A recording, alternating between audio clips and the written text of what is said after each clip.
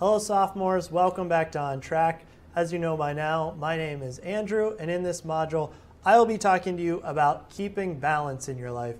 This is something that's so important as you go higher up in your years in school and you get more and more work and have more extracurriculars, maybe you start doing part-time work, you're balancing more stuff, so how do you keep that balance? This is something that's really important throughout your life. Even most adults struggle with, all right, how do I balance exactly what I need to do as far as working and then the rest of my life and everything?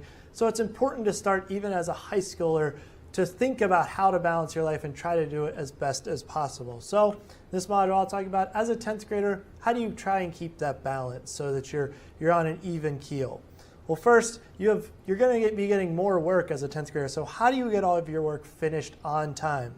Well, you plan and organize. This is something we talk about in modules throughout 9th through 12th grade because planning and organization of your life, of your classes, of your work is so important in helping you keep everything straight. You don't want to have to keep, all right, in your head, all of the things you need to do, all up there, trying to remember it all without writing any of it down.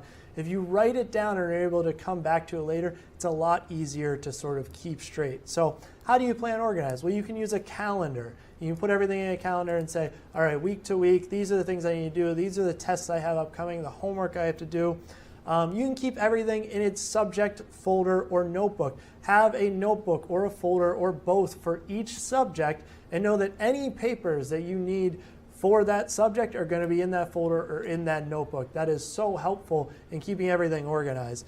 And then with the calendar in mind, look ahead, plan ahead. Wherever you have your calendar, on your phone as a written calendar, on your computer, wherever it may be, look ahead and plan ahead. And maybe every Sunday or whatever it may be, look ahead at the week and say, these are the things that I need to do over the next week, and here's when I need to get them done so that I'm not being too frantic and trying to write a paper at the last minute or study for a really big test with only an hour left and I haven't studied it all for it. So keep all that in mind as a way to organize and think and plan ahead. Also, before I go into this next slide, I just want to say the college keyword for this module is the University of Louisville. Again, that's the University of Louisville. So when it comes to being organized, you want to try, when you're in school now, with an academic focus, with a school-first focus. You should be thinking, okay, how do I do as well as possible in my classes, get those A's and those B's, hopefully the A's, that would be great, to try and have the most and best options possible for a post-secondary education, for a college education. So you start with doing well in school, but you should hopefully have some other time to do other things as well, because you don't want to just do school. You want to have other aspects of your life that you can look forward to. So maybe extracurriculars. Find one or two or maybe three at most extracurriculars that you're really passionate about, that you really love, and do those and do them well. And that's why we say don't do too many here, because you don't want to do 5 or 6 extracurriculars where you're just running around all the time. You never have a time to yourself. You don't ever have a second to yourself. And also, you're not really able to do any of those extracurriculars to your full effort because you have so many of them. Instead, pick a few that you really like so that you can concentrate and do really well in those.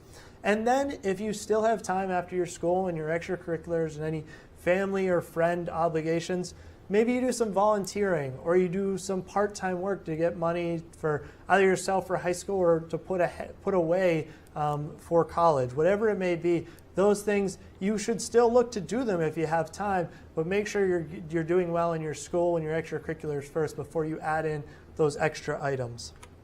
And then it's really important, and I mentioned this in the last slide, that you have some family, friends, and also me time, you time, because you have to make time first for the important people in your life, for those outside yourself who are important. So your family and your friends. Make sure that you're not just always by yourself studying or doing extracurriculars and never able to relax and hang out with the people who are really important and who really care about you.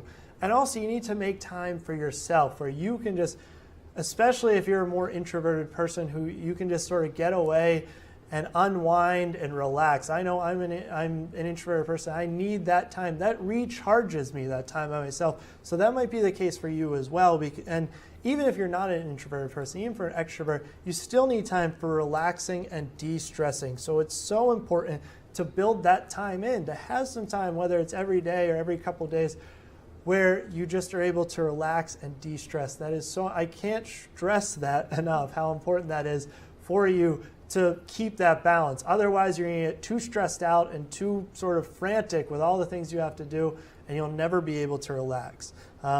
And so really it comes down to prioritizing your time. Like I said, knowing what's most important in those academics, extracurriculars that should come first for you, but also then adding in all these other aspects, especially the time with other people who care about you and who you care about, and for yourself to just relax, so that you're balanced. It's all about finding that right balance. And as we say here at the bottom, make sure you're doing what's important first.